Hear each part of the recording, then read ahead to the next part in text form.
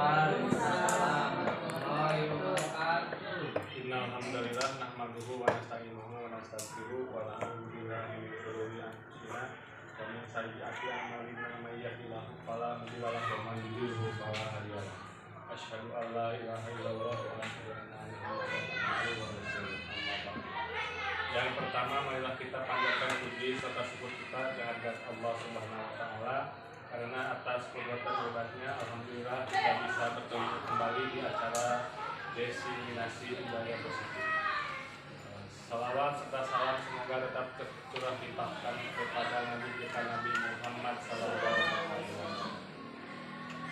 Pada kesempatan kali ini saya akan membacakan beberapa acara pada acara Desiminasi Budaya Positif. Yang pertama pembukaan, yang kedua pembacaan ayat suci Al-Quran, yang ketiga sambutan dari kepala sekolah, yang keempat pemaparan tentang budaya positif oleh Ibu Lilis Mulasri SPG, yang kelima doa, dan yang keenam terakhir tutup. Untuk mempersingkat waktu, marilah kita buka acara ini dengan membacakan basmalah bersama-sama. Untuk acara yang kedua, pembacaan ayat suci Al-Quran yang akan dibacakan oleh Adinda Rizka. Waktu dan tempat dipersilakan.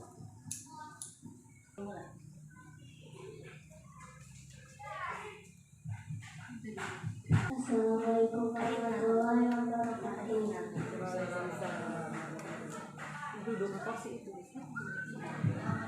Duduk di situ.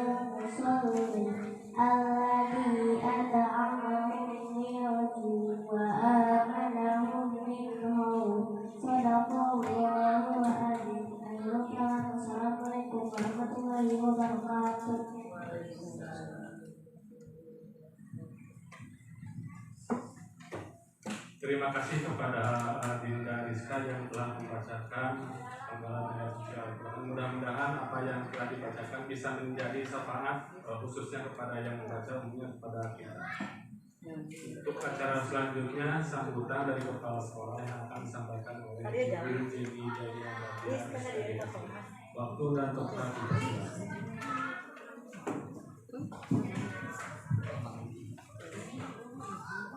Bismillahirrahmanirrahim. Assalamualaikum warahmatullahi wabarakatuh. Waalaikumsalam warahmatullahi wabarakatuh.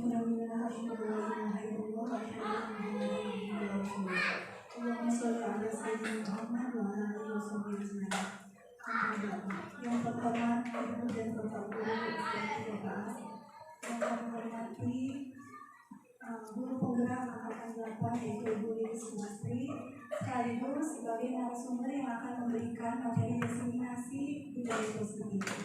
Puji dan syukur marilah kita panjatkan kehadiran Ilahi Robi, yang mana atas berkat rahmat dan hidayahnya kita bisa berkumpul dalam acara desiminasi ini. Salawat serta salam semoga tetap tercurah limpah kepada junjungan kita Nabi Muhammad SAW, kepada keluarganya, para sahabatnya, para tabi'in atau tabi'in, dan juga kepada kita selaku umatnya. Semoga mendapatkan syafaat yang berjazah wal hisab. Amin ya rabbal alamin.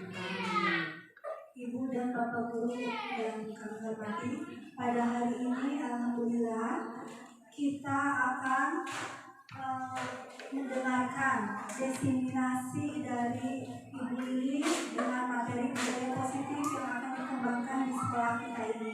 Mudah-mudahan dengan adanya desiminasi ini, kita sebagai rekan dari Ibu Lili bisa memberikan dukungan dan motivasi serta menjadi contoh untuk kegiatan budaya positif yang ada di sekolah kita ini.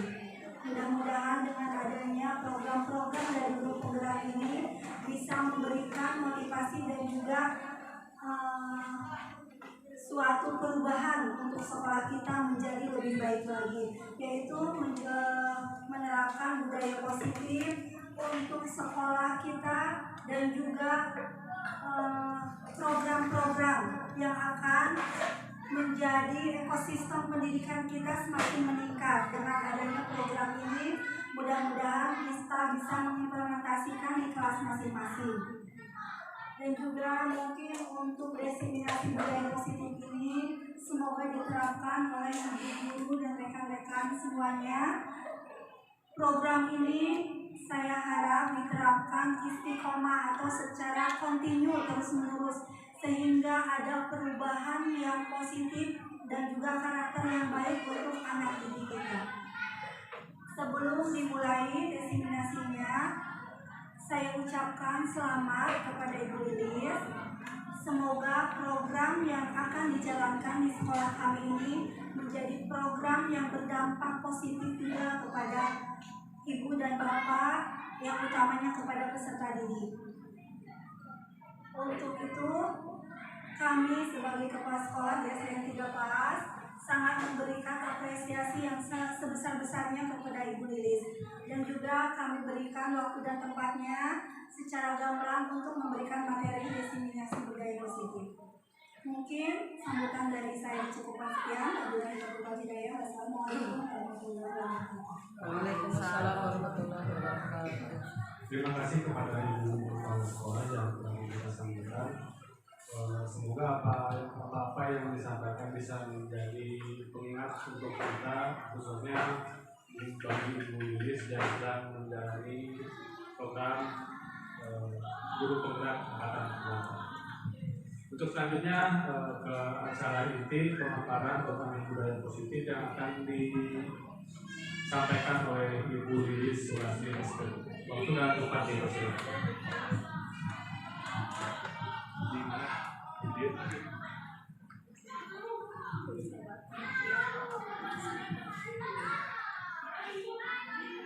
Ya, terima kasih kepada penyelenggara acara. Bismillahirrahmanirrahim. Assalamualaikum warahmatullahi wabarakatuh. Kalau mukadimah dari kita ini, alhamdulillah sudah syukur yang Maha Kuasa. Hari ini kita dapat berkumpul dan terima kasih rekan-rekan semua dapat mengikuti undangan yang saya sampaikan untuk kegiatan diseminasi tentang budaya positif.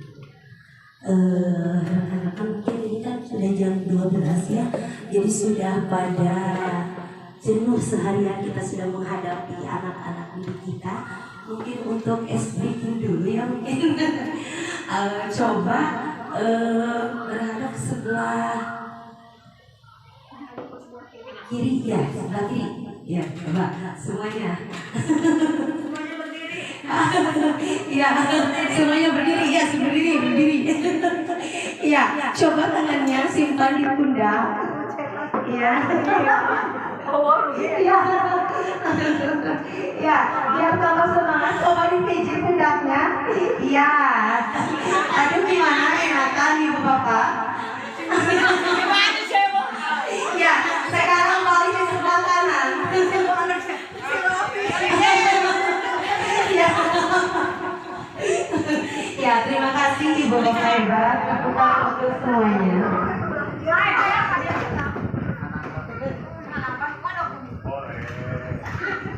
Ya, Ibu Bapak, ini pertama-tama saya di sini bukan untuk menggurui ya Ibu Bapak, tapi mungkin di sini kita sharing aja tentang apa-apa yang sudah saya dapatkan. Mungkin di sini kita hanya berbagi saja gitu ya Ibu Bapak, untuk dapat diimplementasikan di sekolah ke depannya.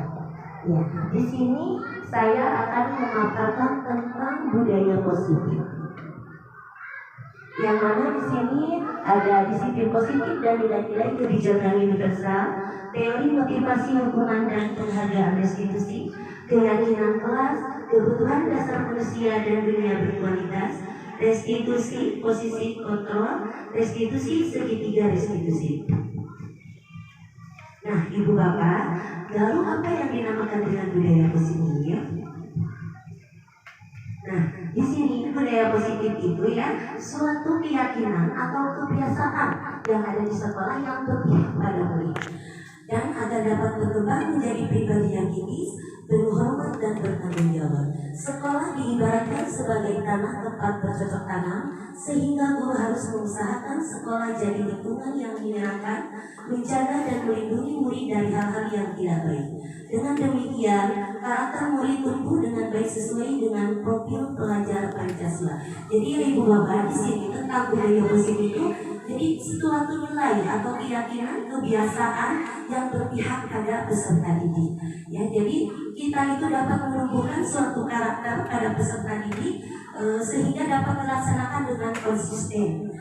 Nah, karakter profil dari pelajar Pancasila itu akan tumbuh maksimal maka dengan membangun budaya positif yang berpihak pada murid, membangun keyakinan atau visi sekolah yang menumbuhkan dan mengembangkan budaya positif. Dalam mewujudkan budaya positif perlu adanya disiplin positif. Nah, di sini menurut Ki Hajar Dewantara, mewujudkan murid yang merdeka itu murid harus memiliki disiplin yang kuat berasal dari dirinya ataupun berasal dari luar diri. Jadi ya Ibu Bapak mungkin di sini itu disiplin itu jadi bukan yang jadi berada dari dalam dirinya sendiri, jadi bukan karena suatu paksaan. Jadi itu timbul dari keinginannya sendiri. Mungkin dari hal yang paling sederhana, kalau kita itu datang tepat waktu, gitu. Jadi mungkin kita itu jadi seorang teladan. Nah, dicontoh sama anak-anak. Jadi tanpa sadar si anak itu mencontoh seorang guru. Ya, jadi pembiasaan si anak tersebut, jadi keinginannya timbul dari diri sendiri. Nah, sebagai pertanyaan pemantik di sini, apakah hukuman dapat mendisiplinkan anak? Tidak. Iya. Pemberian hukuman dengan hal positif seperti membaca atau membersihkan halaman sekolah dapat meningkatkan disiplin anak? Tidak. Memberi penghargaan dapat meningkatkan motivasi belajar anak? Tidak. Nah, di sini kita akan memaparkan apa itu sebuah hukuman atau sebuah penghargaan terhadap anak.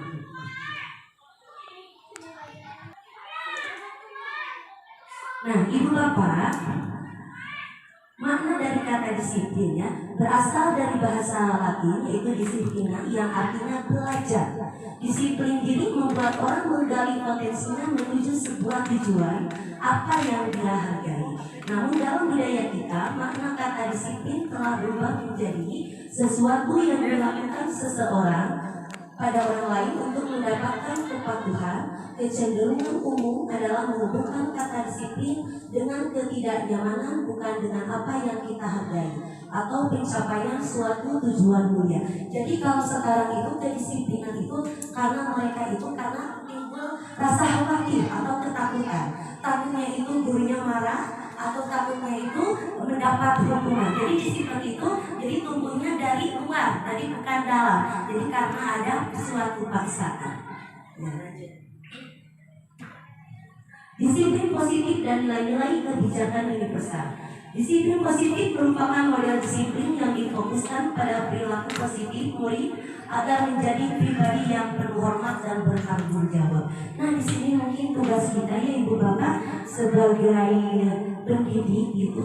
Jadi kita menerapkan atau menumbuhkan ya budi pekerti terhadap peserta didik, karena kita itu bukan hanya mentransfer ilmu kepada peserta didik, tapi kita itu menumbuhkan karakter kepada peserta didik agar menjadi pribadi yang baik dan yang positif. Nah, di sini disiplin positif mengajarkan keterampilan sosial dan emosional dan keterampilan kehidupan yang penting dengan cara penuh hormat dan membesarkan hati tidak hanya bagi murid tetapi juga bagi orang dewasa. Nah, di sini nilai-nilai kebijakan universal. Nilai-nilai kebijakan adalah sifat-sifat positif manusia yang merupakan tujuan mulia yang ingin dicapai setiap individu. Nilai-nilai tersebut bersifat universal dan lintas bahasa, suku bangsa, agama maupun latar belakang. Nah, di sini setiap perilaku atau perbuatan memiliki suatu tujuan. Itu menurut Dr. William ya. Terus dengan mengaitkan nilai-nilai kebijakan yang diyakini seseorang, maka memotivasi intrinsipnya akan terbangun sehingga menggerakkan motivasi dari dalam untuk dapat mencapai tujuan mulia yang diinginkan. Jadi kebiasaan yang bagus itu yang timbul dari dalam dirinya sendiri, bukan karena iming-iming, bukan karena sebuah pujian ataupun bukan dari sebuah penghargaan.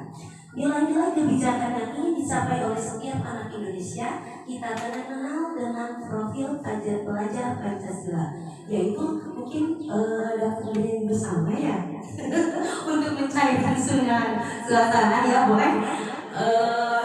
Apa ada yang mau maju di depan? Ayo siapa? Ada yang mau maju? Atau sama saya aja ya? Ya siap. Profil pelajar Pancasila. Yuk sambil berdiri aja. Ya, tepuk P5. Pelajar Pancasila beriman dan bertakwa pada Tuhan yang Esa, yang berakhlak mulia, berkebinekaan global, gotong royong mandiri, kreatif dan bernalar kritis. Ya, tepuk tangan untuk Ibu Bapak hebat semuanya. Ya, terima kasih ya Ibu Bapak. Mungkin itu nyanyian tersebut dapat diterapkan pada peserta didik kita, karena biasanya kalau anak didik itu, apalagi anak SD, sangat mudah sekali dengan bentuk nyanyian. Jadi sangat mudah sekali untuk diterapkan. Ya, untuk selanjutnya yaitu tentang teori motivasi, hukuman dan penghargaan prestisius. Menurut Diana Gosen, ada 3 alasan motivasi perilaku manusia, yaitu yang pertama untuk menghindari ketidaknyamanan atau sebuah hukuman, yang kedua untuk mendapatkan imbalan atau penghargaan dari orang lain, yang ketiga untuk menjadi orang yang mereka inginkan dan menghargai diri sendiri dengan nilai-nilai yang mereka percaya. Nah, di sini Ibu Bapak, jadi anak-anak itu yang pertama itu menghindari ketidaknyamanan atau sebuah hukuman. Anak-anak pergi datang ke sekolah dengan tepat waktu, kebanyakan itu timbul dari luar. Karena di sini ada peraturan datang harus pukul 7 lebih 15 menit, sehingga si anak terburu-buru untuk pergi ke sekolah karena dia untuk menghindari sebuah hukuman. Nah, untuk selanjutnya yaitu untuk mendapatkan imbalan atau penghargaan. Biasanya kadang-kadang kita suka memberi barang ataupun pujian untuk peserta didik itu. Jadi si anak itu kalau ada yang bisa menjawab sebuah soal, kita suka memberi penghargaan atau pujian, sebuah pujian. Sebenarnya itu baik, tapi itu sebenarnya itu menjadikan ketergantungan kepada si anak, karena dia itu melakukan sesuatu itu karena bukan keinginan dari diri sendiri, tapi dia ingin mendapatkan sebuah penghargaan atau sebuah pujian. Menurut Ki Hajar Dewantara, merdeka itu artinya tidak hanya terlepas dari perintah, akan tetapi juga cakap buat memerintah diri sendiri. Nah, di sini dihukum oleh sebuah penghargaan. Penghargaan itu berlaku sama dengan hukuman. Jadi hampir mirip ya Ibu Bapak, sebuah penghargaan sama hukuman itu. Dalam arti meminta atau membujuk seseorang melakukan sesuatu untuk memenuhi suatu tujuan tertentu dari orang yang meminta atau membujuk. Nah, di sini untuk jangka panjang dan jangka pendeknya itu bagaimana sebuah penghargaan itu yaitu dapat menghukum kepada si anak, dan penghargaan juga mengurangi ketepatan. Penghargaan juga tidak efektif untuk diterapkan, dan penghargaan juga merusak hubungan. Karena si anak tersebut melakukan sesuatu itu bukan karena kesadaran dirinya, tapi merupakan karena dia itu menginginkan sesuatu. Ya, selanjutnya yaitu dihukum oleh penghargaan. Penghargaan dapat menurunkan kualitas. Di saat dia tidak mendapatkan sebuah penghargaan, maka kualitasnya itu akan menurun. Jadi akan timbul tidak mau melakukan karena dia tidak mendapatkan apa yang dia inginkan, apa yang dia harapkan. Jadi tidak ada apa yang dia harapkan itu untuk motivasi dirinya untuk melakukan sesuatu gitu. Nah, penghargaan juga mematikan sebuah anak kreativitas. Jadi dia itu membuat kreativitas karena dia ingin mendapatkan sebuah penghargaan atau pujian. Penghargaan juga mengurangi motivasi intrinsik. Nah, bagaimana cara kita untuk memberi apresiasi kepada peserta didik kita? Nah, di sini dalam memberikan apresiasi kepada anak itu, kita dapat melakukan sebuah pengakuan secara khusus. Ya, di sini beri pengakuan secara pribadi, beri pengakuan kepada semua murid secara bergantian, beri pengakuan secara konsisten, fokus pada proses. Jadi di sini itu kita peserta didik itu di kelas itu sama gitu ya. Tidak ada yang lebih, tidak ada yang kurang. Semua peserta didik semuanya sama dengan kelebihan dan kekurangannya masing-masing. Nah, di sini untuk apresiasi sebuah kebijakan. Contoh, pada saat menolong murid, ya murid baru di kelas kita, jadi kita itu dapat mengingatkan bagaimana rasa kepedulian terhadap teman barunya. Nah, di sini kepeduliannya seperti apa, menghargai, terus bagaimana rasa bertanggung jawabnya. Pada saat memungut kertas yang berserakan di lantai, nah kita di sini dapat mengarahkan bagaimana si anak supaya mempertanggungjawabkan apa yang sudah dilakukan. Jadi sebuah konsekuensi. Jadi si anak harus mempertanggungjawabkan apa yang sudah dilakukannya.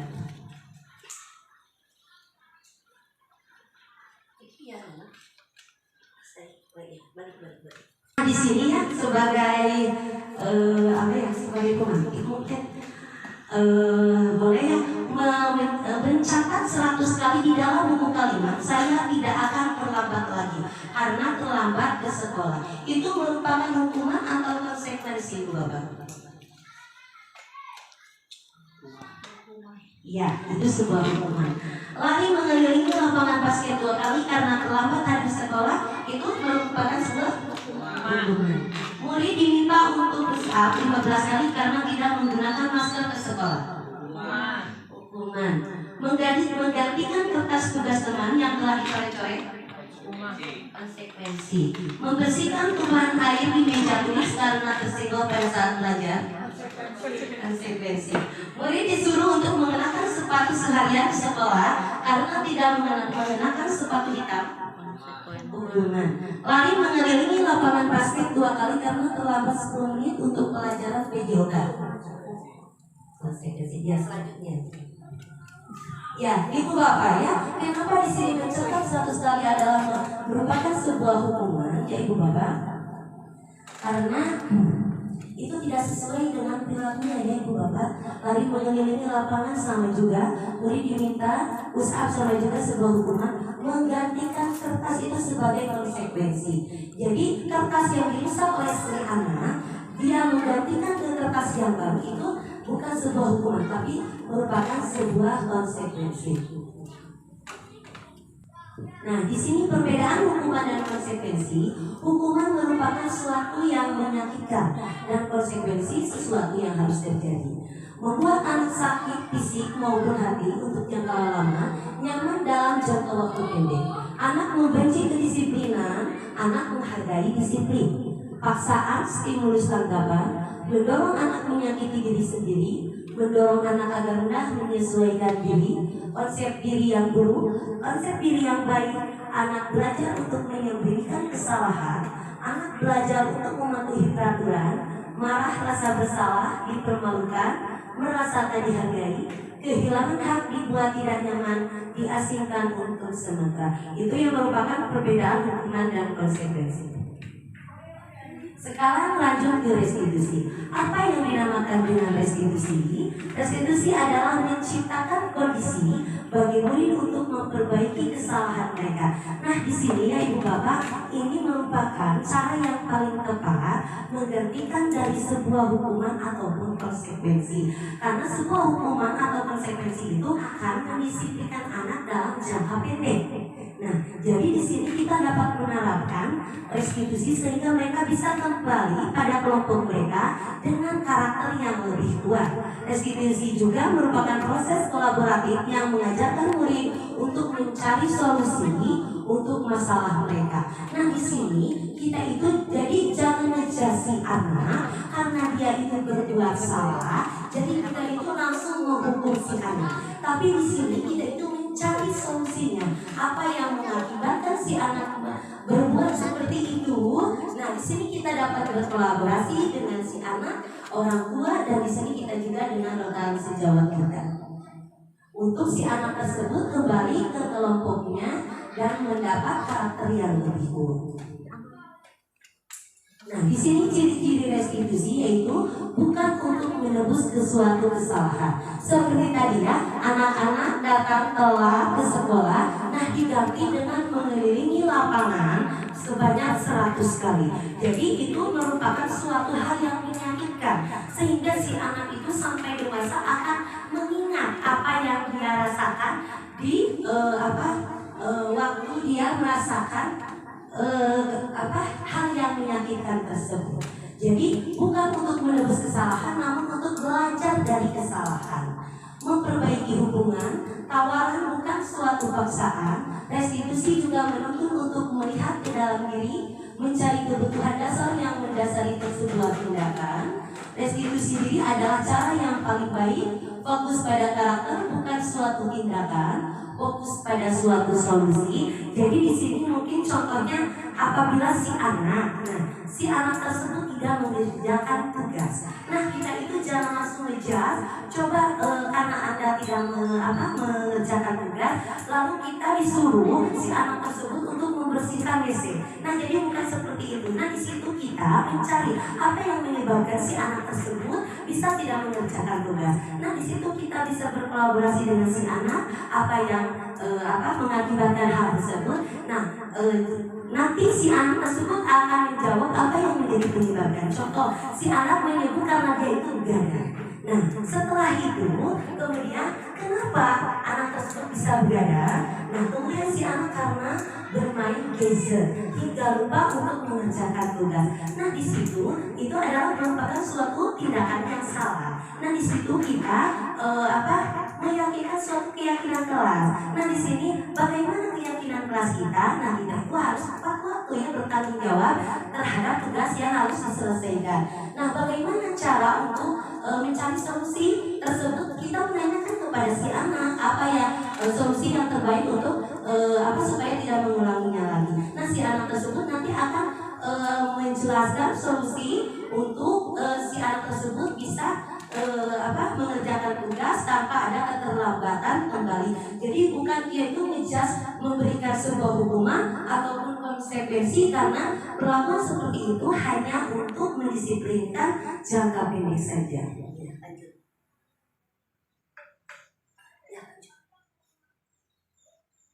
Nah, sekarang lanjut kita ke keyakinan kelas. Nah, mengapa tidak peraturan saja? Mengapa harus keyakinan kelas? Nah, jawabannya adalah suatu keyakinan akan lebih memotivasi seorang diri dalam atau memotivasi secara intrinsik. Seseorang akan lebih tergerak dan bersemangat untuk menjalankan keyakinannya daripada hanya sekedar mengikuti serangkaian peraturan yang mengatur mereka harus berlaku begini ataupun begitu yang membuat ketidaknyamanan dan keterpaksaan. Nah, jadi kalau suatu peraturan itu kita yang buat ya Ibu Bapak. Jadi biasanya kita buat peraturan kalau dulu ya ditempel di dinding. Nah, kalau sekarang itu kita itu membuatnya keyakinan. Jadi keyakinan kelas itu tumbuh dari dalam intrinsik si anak ya, dari anak bukan karena sebuah paksaan, tapi sebuah keyakinan si anak sendiri. Nah, berikut adalah cara pembuatan keyakinan kelas. Keyakinan kelas hendaklah bersifat lebih abstrak. Keyakinan kelas juga dituliskan berupa pertanyaan universal. Pertanyaan keyakinan kelas senantiasa dibuat dalam bentuk positif. Keyakinan kelas hendaknya tidak terlalu banyak sehingga mudah diingat dan dipahami oleh semua warga kelas. Contohnya tanggung jawab. Mungkin kalau tanggung jawab itu berarti kita itu harus tanggung jawab terhadap tugas yang harus diselesaikan. Ya, jadi seperti itu. Semua warga kelas hendaknya ikut berkontribusi dalam pembuatan keyakinan kelas lewat kegiatan curah pendapat.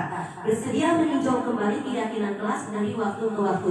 Jadi di sini itu, jadi kan kalau dulu itu kita yang buat peraturan sendiri, guru itu lalu ditempel di sini. Kalau keyakinan kelas itu, jadi semua anak bebas berpendapat terhadap apa yang menjadi keyakinannya, lalu kita saling kemudian tentu kita tuangkan ke dalam sebuah keyakinan kelas dan nanti untuk diimplementasikan untuk kegiatan sehari-hari gitu.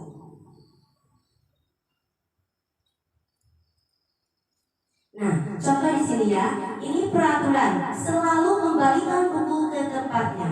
Keyakinan kelas yaitu merupakan sebuah tanggung jawab. Dilarang mengganggu orang lain. Itu kira-kira itu masuknya kemana?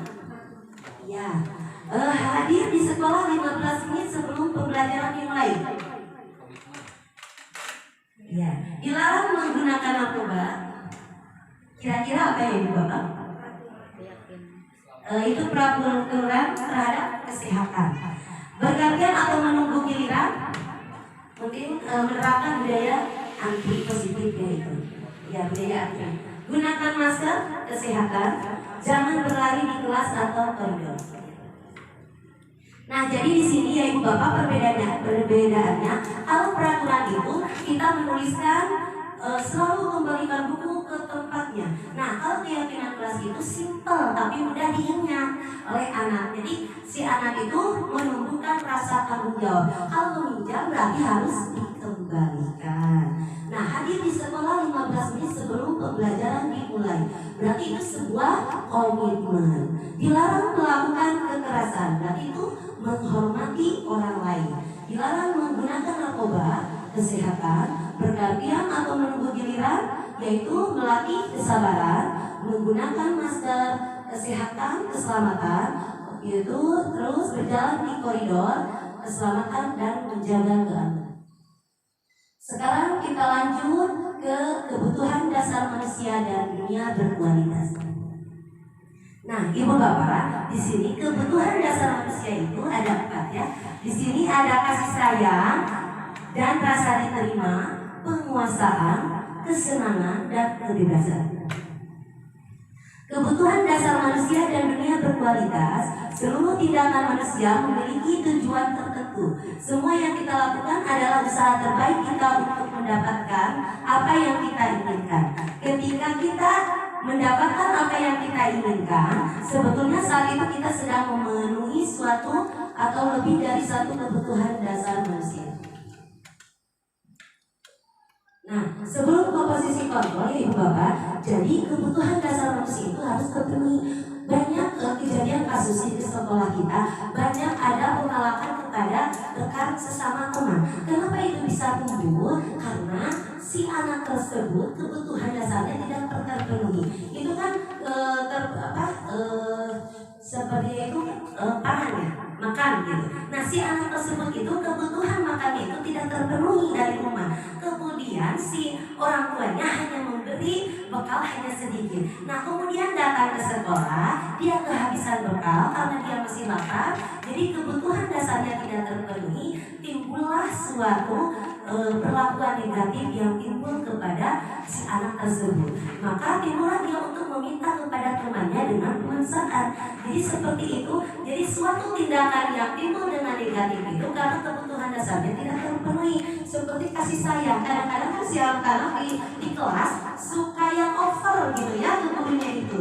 Kadang-kadang itu suatu tindakan tersebut itu tidak kekurangan dengan kasih sayang di rumah semuanya. Di situ kita dapat berkolaborasi dengan orang tua, di situ dengan rekan sejawat, apa yang mengakibatkan si anak tersebut dan apa kebutuhan dasar si anak tersebut yang tidak terpenuhi. Karena kalau kebutuhan dasar si anak tersebut sudah terpenuhi, maka tidak akan ada perilaku negatif yang akan timbul.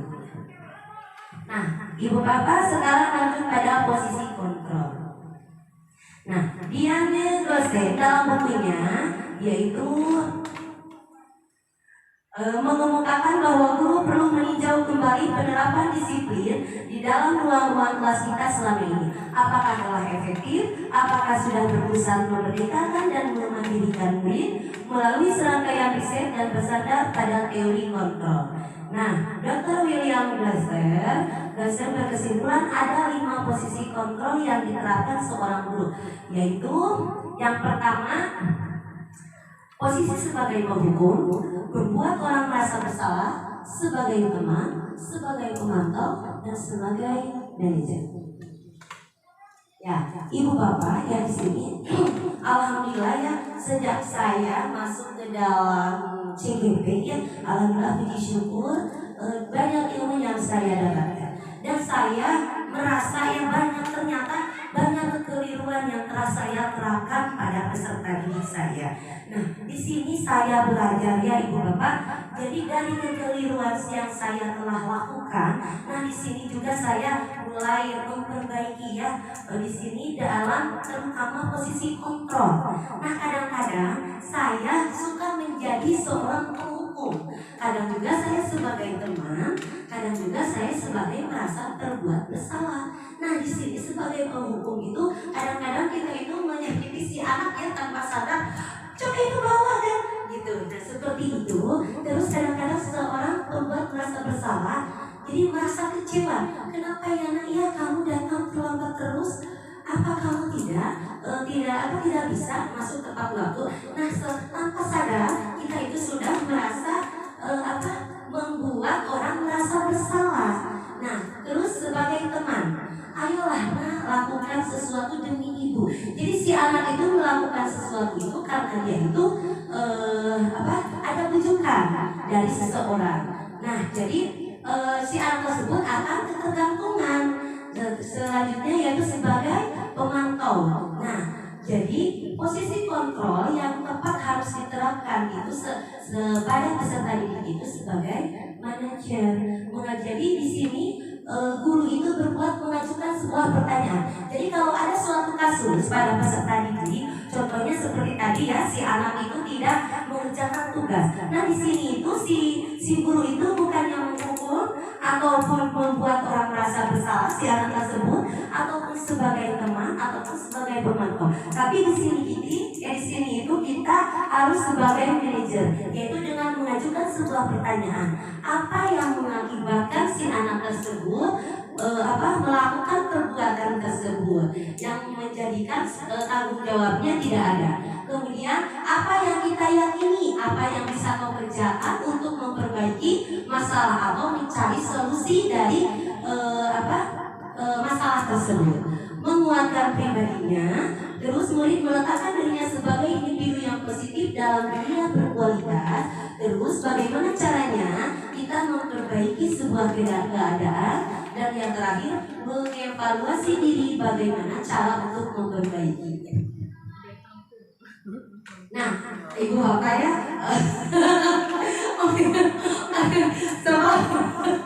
supaya tidak ngantuk ya Ibu Bapak, bahkan kita nyanyi bersama-sama yuk Ibu Bapak. Ya, semalam ya Ibu Bapak saya mendapat ilmu itu dari Ibu Pasir ya. Saya akan terapkan coba di Ibu Bapak. Yuk, ya. Mungkin bisa berkedip-kedip ya gitu ya. Coba mungkin saya satu kali ya. Nyanyinya seperti ini ya. Mungkin nanti bisa diterapkan sama Ibu Bapak sama anak-anaknya di kelasnya masing-masing. Hai kawan, kita jumpa lagi. Senyum kanan, senyum kiri, kedipkan matamu tring-tring. Sekali lagi tring-tring ya. Ya, makasih Bu Ria udah ketawa. Ya.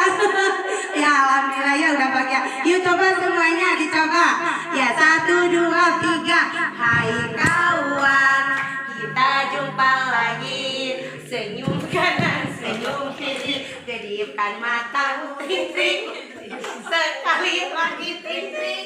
Ya, bagaimana Ibu Bapak? Sudah tidak ngabut sedikit ya? Ya, boleh dilanjut ya Ibu Bapak. Ya, ini ada sebuah pernyataan ya di sini. Saya kecewa sekali dengan kamu Nak. Itu kira-kira masuknya kepada posisi apa ya Ibu Bapak? Saya kecewa sekali dengan kamu Nak. Apakah sebagai pemantau, teman, penghukum, atau pembuat merasa bersalah? Ya, pembuat merasa bersalah. Kamu tidak pernah benar melakukannya. Itu maksudnya kemana itu Ibu Bapak? Hukuman. Ayolah lakukan Nak demi Ibu. Ya, sebagai teman. Apakah kamu mau mendapatkan stiker bintang hari ini? Pemantau. Bagaimana kamu bisa menyelesaikan hari ini? Manajer. Pintar ya Ibu Bapak. Yang terakhir, kamu selalu yang paling terakhir. Ya, kalau dulu saya seperti itu, kamu pasti selalu yang terakhir. Nah, alhamdulillah ya Ibu Bapak, dari kekeliruan yang pernah saya lakukan, mungkin mudah-mudahan kedepannya saya bisa lebih baik dengan ilmu yang saya dapatkan. Nah, yang terakhir yaitu tentang segitiga restitusi. Nah, di sini segitiga restitusi itu yaitu penyelesaian suatu kasus ya, sama itu menerapkan posisi sebagai manajer.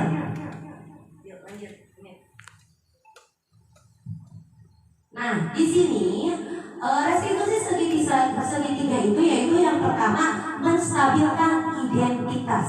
Nah, di sini apa yang harus kita katakan kepada peserta didik kita yaitu berbuat salah itu hal yang manusiawi. Tidak ada manusia yang sempurna. Kita sebagai guru juga pernah berbuat salah. Kita pasti bisa menyelesaikan permasalahan ini. Bapak Ibu tidak tertarik untuk mencari tahu siapa yang benar, siapa yang salah. Bapak Ibu lebih tertarik untuk menyelesaikan suatu masalah. Kalau kamu menyalahkan dirimu sendiri terus-menerus, apakah kamu bersikap baik pada dirimu sendiri? Selanjutnya. Nah, selanjutnya yaitu membantu murid mengenali basic kebutuhan dasar yang ingin dipenuhinya ketika melakukan kesalahan itu. Pada dasarnya, setiap tindakan manusia itu tujuannya adalah memenuhi basic needs ya, yaitu validasi kebutuhan. Nah, apa yang harus kita katakan? Nah, seperti contohnya seperti ini ya Ibu Bapak. Kamu bisa saja akan melakukan hal yang lebih buruk. Seperti ini. Nah, contoh ada suatu kasus, si anak itu berkelahi dengan temannya. Nah, jadi kita itu tidak langsung menghukum si kedua anak tersebut ya, tapi kita itu panggil dulu si anak tersebut. Nah, seperti tadi menstabilkan identitasnya dulu, kemudian validasi kebutuhannya seperti apa. Nah, di sini kamu boleh tetap berusaha menjaga sikap itu, tapi tambahkan sikap yang lain. Nah, tadi yang di atas itu apabila mungkin kalau perempuan itu kadang-kadang suka mencubit ya. Nah, di sini validasi kita bisa menyebutkan untuk sajana kamu tidak melakukan hal yang lebih buruk dari itu. Kan bisa saja si anak tersebut memukul si temannya. Nah, jadi si anak tersebut tidak merasa terlalu bersalah. Jadi kita itu tidak terlalu menyalahkan si anak tersebut. Ya. Nah, di situ maukah kamu belajar cara lain untuk mendapat yang kamu butuhkan tanpa harus memukul. Nah, jadi si anak tersebut kita itu memvalidasi kebutuhannya itu jadi tidak sebagai penghukum ataupun sebagai teman ataupun pemantau, tapi di sini kita sebagai manajer. Nah, sekarang yang selanjutnya itu menanyakan keyakinan kelas. Nah, di sini apa nilai yang kita percaya? Nah, di sini kan kita sudah menuliskan sebuah keyakinan kelas ya. Di sini si anak tersebut akan menyebutkan solusi apa sesuai dengan keyakinan kelasnya. Mau itu bertanggung jawab, mau itu rasa menghormati, ataupun itu tentang kesehatan ataupun keselamatan. Ya, selanjutnya. Nah, Ibu Bapak, di sini ada contoh penerapan segitiga restitusi. Ya, di sini saya pernah melakukan sebuah penyelesaian kasus tentang seorang anak yang tidak mengerjakan tugasnya. Ini merupakan contoh penerapan dari segitiga restitusi. Ya silakan.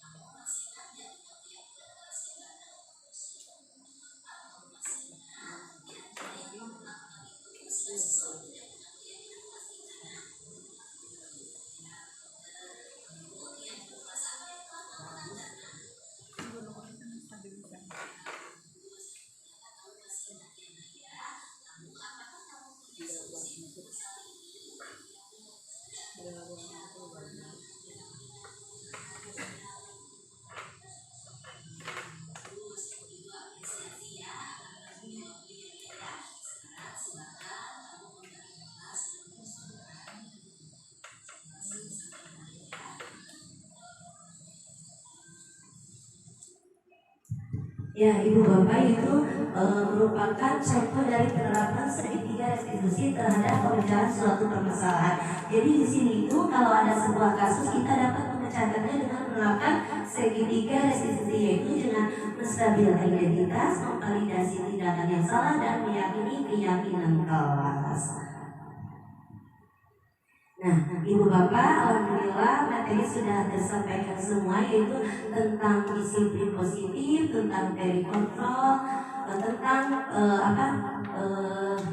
kebutuhan dasar manusia dan kebijakan universal. Nah, mungkin dari salah satu Ibu Bapak di sini ada yang mau merefleksi dari pemaparan materi yang telah saya paparkan.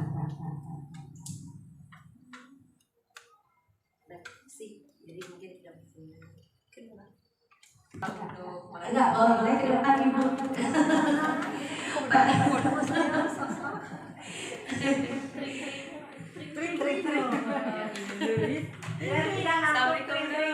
Perkenalkan dulu. Assalamualaikum warahmatullahi wabarakatuh. Waalaikumsalam. Saya mungkin rekan murid yang ikut sebagai guru penggerak angkatan 8. Dalam memaparkan ini saya akan mencoba untuk memberikan saran, yaitu mungkin kedepannya harus lebih lagi ditingkatkan dan lebih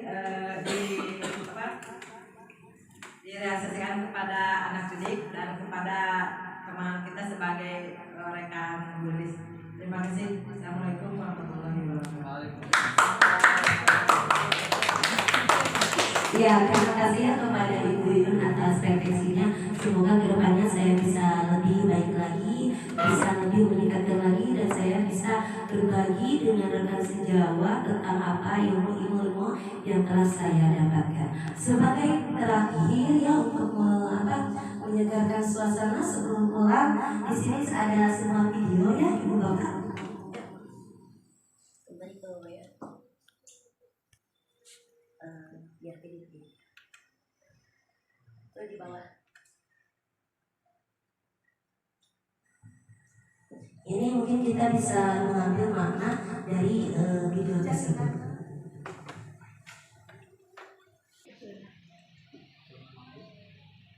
Apa?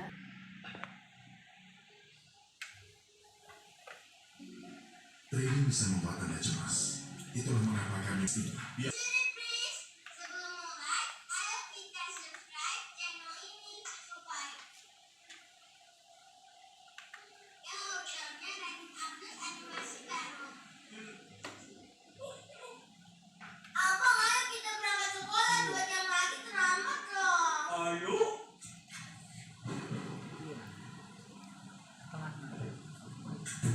Ya, hujan, gak usah sekolah deh.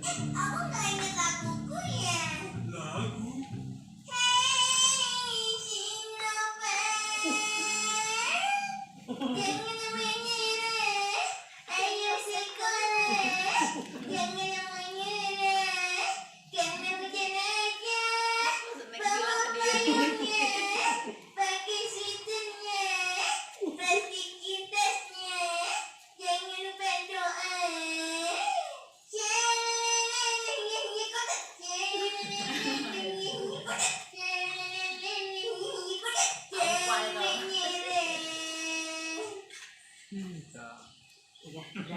Ya, sebenarnya berkumpul ya Ibu Bapak mungkin kita bisa mengambil mana ya, sekalipun kita banyak tantangan, rintangan, sekalipun banyak karakter dari peserta didik kita itu, tapi kita tetap semangat untuk mencerdaskan anak bangsa, tetap semangat dan salam bahagia.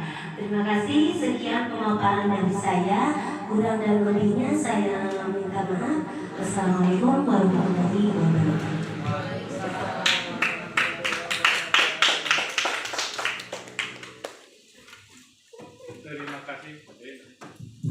Terima kasih kepada Ibu Lili Sulastri SPD yang telah memberikan pemaparan tentang budaya positif. Mudah-mudahan apa yang disampaikan bisa menjadi motivasi untuk kita, pengetahuan dan ilmunya bisa bermanfaat bagi kita semua. Untuk acara selanjutnya doa yang akan saya bawakan.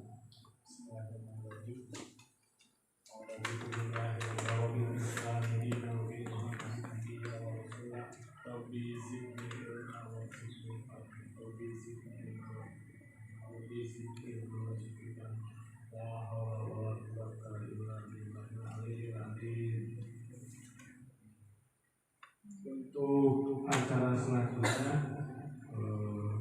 tutup, marilah kita tutup acara ini dengan mengucapkan hamdalah bersama-sama. Alhamdulillah.